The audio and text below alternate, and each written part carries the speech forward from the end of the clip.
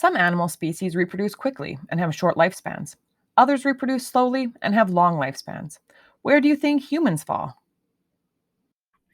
In today's lesson, we're going to talk about changing populations.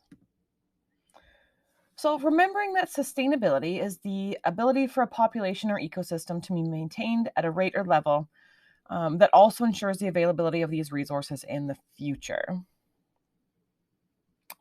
So, if a human population grows beyond its capacity, we're going to experience problems such as overcrowding, outbreaks of disease, water, food, and housing shortages, and the accumulation of pollution and wastes. So, when we balance our economic and environmental needs, we have a viable population.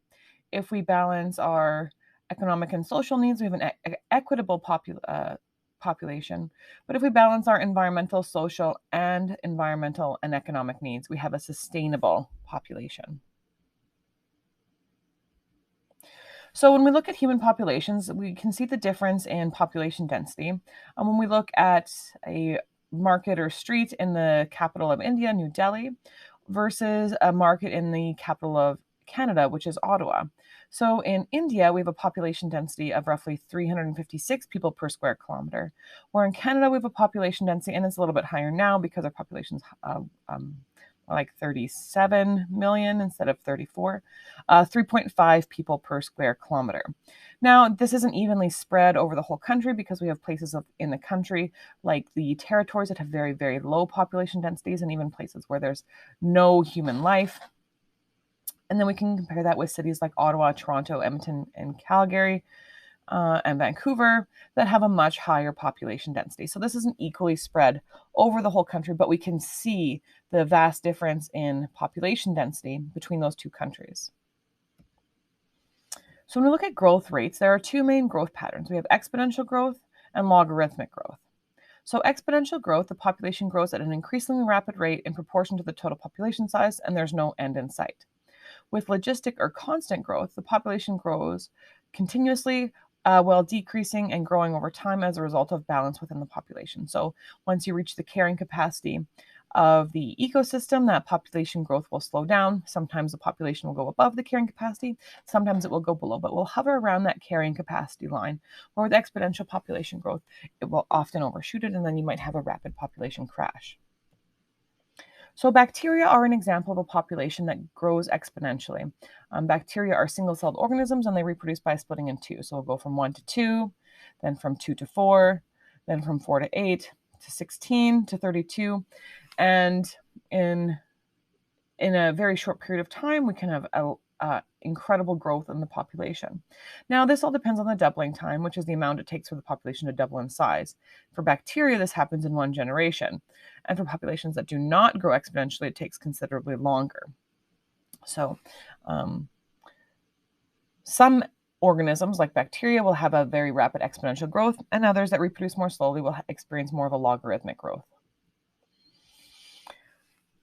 So when a population experiences exponential growth, it continues to grow at a faster and faster rate. So these bacterial cells in a petri dish.